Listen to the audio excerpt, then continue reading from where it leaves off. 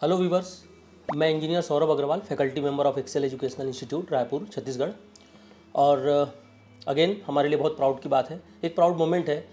आज हमारे साथ अदिति अग्रवाल हैं जो अंबिकापुर से हैं। बेसिकली रायपुर आके हमारे इंस्टीट्यूट में इन्होंने सीए फाउंडेशन का कोर्स किया और बहुत ज़बरदस्त, बहुत अच्छा रिज़ल्ट के साथ ये आज हमारे साथ बैठी हुई है। और इससे मैं स्पेशली अदिति से बात करना चाहूँगा। अदिति, जो आपके स्कोर है बाकी सारे सब्जेक्ट में तो बहुत ज़बरदस्त हैं, आप एक्सेल के टॉपर्स में से हैं। लेकिन मैं आज जो ये वीडियो अपन बना रहे हैं अपने जूनियर्स को एक सजेशन के लिए भी है, जूनियर्स को गाइड करने के लिए भी है। और आपने जो अपने फैमिली का और एक्सेल का जो नाम रोशन किया है उसके लिए तो बहुत बहुत बधाइयाँ आई हैं।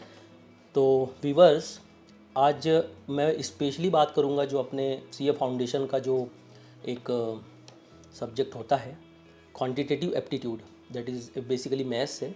तो इसमें अदिति अग्रवाल ने अपने एक्सेल एजुकेशनल इंस्टीट्यूट से हाईएस्ट स्कोर अचीव किया है, 90 आउट ऑफ 100। बहुत ज़बरदस्त स्कोर है अदिति। तो बस ये आपको बताना है बस कि अब ये जो जनवरी 2025 जो रिज़ल्ट है अपना, तो इसमें आपने इतना बढ़िया परफॉर्म किया है। तो मैथ्स के लिए स्पेसिफिक अपन मैथ्स की बात करेंगे। क्या स्ट्रेटेजी आपकी रही होगी जब आप एक्सेल ज्वाइन किए थे, जब आप सीए फाउंडेशन कोर्स ज्वाइन किए थे, उस दिन से एग्ज़ाम देते तक मैथ्स के लिए आपका कैसा रवैया था, मैथ्स को आप किस तरीके से लेते थे? तो ये थोड़ा एक्सपीरियंस अपना शेयर करिए। सर मैथ्स तो वैसे मैं मैथ्स बैकग्राउंड से ही हूँ, पर फिर भी डे वन पीसीएम हम हाँ PCM commerce plus applied maths या PCM। Commerce plus core maths. बहुत सारे बच्चे यहाँ मेजॉरिटी तो कॉमर्स स्टूडेंट ही आते हैं जो 11th-12th में कॉमर्स लेते हैं, क्योंकि बिकॉज ऑफ सीए कोर्स करना है उनको। पर उसमें से कुछ स्टूडेंट एडिशनल मैथ्स भी लिए रहते हैं। बट अदिति का कहना है कि इन्होंने PCM maths physics chemistry 11th-12th जो पढ़ाई किया है।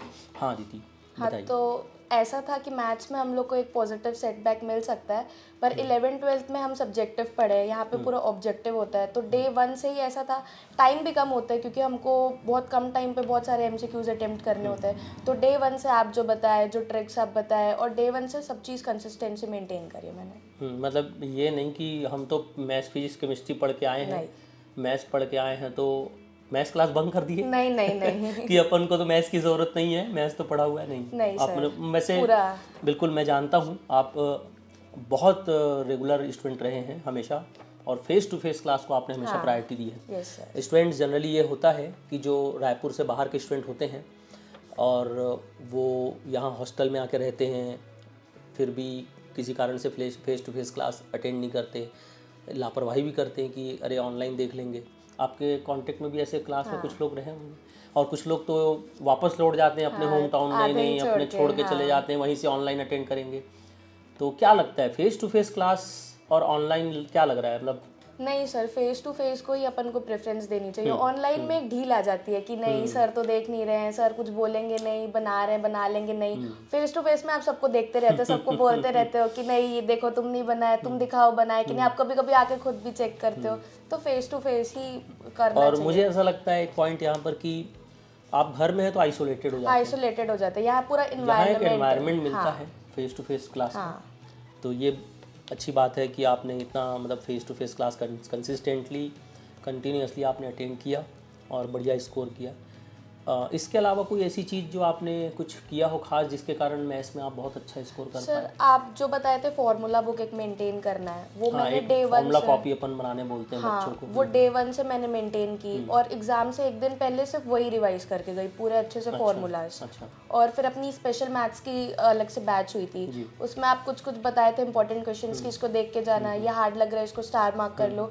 वो सब मैंने पीएल से एक दिन मतलब एग्जाम से एक दिन पहले बनाया। मतलब पीएल को भी आपने फुल यूटिलाइज किया है, क्योंकि हम यहाँ एग्जाम से लगभग 1 से 1.5 महीना पहले कोर्स ख़त्म कर लेते हैं, तो सारे सब्जेक्ट का अच्छा खासा रिवीजन करने का टाइम मिल जाता है। और बिखरने वाले उसी पीएल में बिखर जाते हैं। कई बार होता है कि पीएल में जैसे ही अपन घर गए तो सोचते हैं कि कि अब तो अभी पीएल लगा है, कुछ दिन बाद फिर से वापस पढ़ेंगे, तो पढ़ते नहीं। ठीक है, ये तो बहुत अच्छा है। टेस्ट वगैरह में आपके जो हम लोग यहाँ वीकली टेस्ट लेते थे एक्सेल में, हर हफ्ते टेस्ट होता है। एक हफ्ते अकाउंट का, फिर नेक्स्ट वीक एक सब्जेक्ट का, फिर नेक्स्ट वीक एक सब्जेक्ट का, ऐसा तो टेस्ट वगैरह सारे आप देते थे? हाँ सर, या मैंने ऐसा कुछ तो नहीं कि नहीं मैथ्स तो बन जाता है तो नहीं टेस्ट नहीं नहीं सब देते? टेस्ट मैंने दिए हैं। टेस्ट सारे दिए थे आपने? हाँ, टेस्ट में भी आपके कई बार हमने देखा टॉप 10 में आपके आ जाते थे, रैंक वगैरह जो भी आप लोग मेंटेन करके रखे थे। यस। तो ये तो बहुत अच्छा है। इसके अलावा आपने जो बिजनेस इकोनॉमिक्स वगैरह 84 आपने स्कोर किया है, मैं देख रहा हूँ। बिजनेस लॉ में आपने अच्छा स्कोर किया है, अकाउंट में भी बहुत अच्छा स्कोर किया है। तो मेरा एक क्वेश्चन थोड़ा उल्टा हो रहा है कि ज़्यादातर स्टूडेंट जब यहाँ आते हैं सीए करने, तो मेजॉरिटी तो कॉमर्स बैकग्राउंड से रहते हैं। हाँ। तो वो रोना रोते हैं कि सर मैथ्स नया सब्जेक्ट है, मैथ्स से तो डर के भागे थे हम, मैथ्स से डर के भागे थे इसीलिए तो कॉमर्स लिए थे, वापस मैथ्स आ गया हमारी लाइफ में। तो मैथ्स से बड़ा चिंता करते हैं। हालांकि ठीक है, हम तो पूरी कोशिश करते हैं, मेहनत करने वाले बच्चे, उनको तकलीफ नहीं होती मैथ्स में। बट आप जब आए थे तो आपको तो उल्टा लगा होगा, आपको तो और 3 सब्जेक्ट, मतलब कॉमर्स जो बैकग्राउंड वाले वो तो एक सब्जेक्ट का रोना रोते हैं। आपके मन में नहीं आया कि भाई मेरे को अकाउंट भी नया है, मेरे लिए तो बिजनेस लॉ भी नया है, मेरे लिए तो इकोनॉमिक्स भी नया है? तो कैसा, मतलब उसके लिए क्या स्ट्रेटेजी थी? सर पहले तो आई थी तो वही बहुत बड़ा था, करे नहीं करे, होगा नहीं होगा, क्योंकि सब नया है। मेरे लिए एक ही फैमिलियर सब्जेक्ट था मैथ्स, बाकी तीनों नए। तो भी मतलब पर टीचर से यहाँ कंसल्ट करे, प्रवीण सर से मैंने बात करी, अकाउंट्स पढ़ाते थे, वो बोले नहीं ऐसा नहीं है। रोहित सोनी जो थे उनका भी आया था, हमारे ऑल इंडिया रैंक 1 आया था। हाँ, वो भी साइंस बैकग्राउंड के थे। तो सर बोले कुछ नहीं, बस मेहनत तो ज़्यादा करनी पड़ेगी ही, चाहे कोई भी पढ़ाई करो, कोई भी पढ़ाई, चाहे कोई भी फील्ड हो। आप घर बिजनेस भी करोगे घर में तो मेहनत लगेगी, वहाँ भी कंपटीशन हर जगह है। तो मतलब मैं ये चीज़ समझ रहा हूँ आपसे, आपकी बात से, कि हम किसी भी बैकग्राउंड से आए, चाहे हम मैथ्स पढ़ के आए, मैथ्स फिजिक्स केमिस्ट्री, या हम कॉमर्स पढ़ के आए, जो कोर्स आज करने आए हैं उस पर फोकस करो। पुराने से कोई बहुत ज़्यादा उसका लोड लेके ना रहो। वैसे व्यूवर्स मैं आपको बता दूं, हम लोग तो एक्सेल एजुकेशनल इंस्टीट्यूट में ऐसे स्टूडेंट भी देखे हैं जो बायोलॉजी 11-12 पढ़ के आए। आप जो सोचिए, जो पीजीएम पढ़ के आए वो सोचता है मुझे 3 सब्जेक्ट की परेशानी है, मैथ्स बस मुझे आता है। जो कॉमर्स पढ़ के आया बोलता है कि मुझे 2 सब्जेक्ट आता है, अकाउंट और इको, लॉ और मैथ्स नहीं आया, वो दो सब्जेक्ट का रोना रोता है। हमारे पास तो ऐसे स्टूडेंट आए हैं जो बायोलॉजी बैकग्राउंड से आए हैं, 11-12 बायोलॉजी पढ़ के वो नीट वगैरह का एग्ज़ाम ना दे करके शायद उनको लगा कि सीए में अपना करियर बनाना चाहिए। उनके लिए चारों सब्जेक्ट नया था, ना उनको मैथ्स आता था, ना उनको अकाउंट, लेकिन वो भी एक अटेम्प्ट में एग्ज़ाम क्लियर किए। तो जो ऑब्वियसली फोकस्ड रहेंगे, अपने टारगेट को लेके अपने सीरियस रहेंगे लाइफ में, वो फिर कोई भी जो टारगेट रखेंगे, गोल जो रखेंगे वो अचीव करेंगे जरूर। ठीक है बेटा। तो इसके अलावा जो अपकमिंग नए जो स्टूडेंट्स हमारे पास आते हैं, उनके लिए कोई एक मैसेज देना चाहते हैं, कोई एक अच्छा सा कुछ सजेशन देना चाहते हैं, तो आप बताइए अदिति। जो टीचर्स बोलते हैं वो सब फॉलो करो, जैसे जैसे गाइड कर रहे हैं वैसे वैसे करो। कोई भी तकलीफ आ रही है तो टीचर्स से पर्सनली इंटरेक्शन होता है हमारा 15 मिनट का, उसमें जाके इंटरेक्ट करो।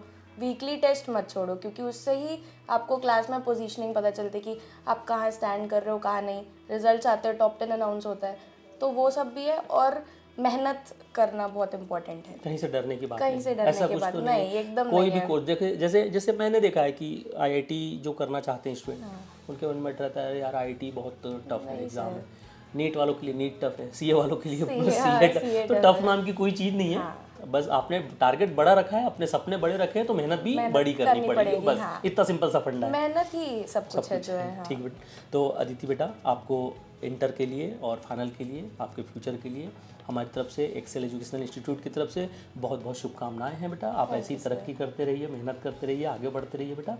Thank you so much. Thank you.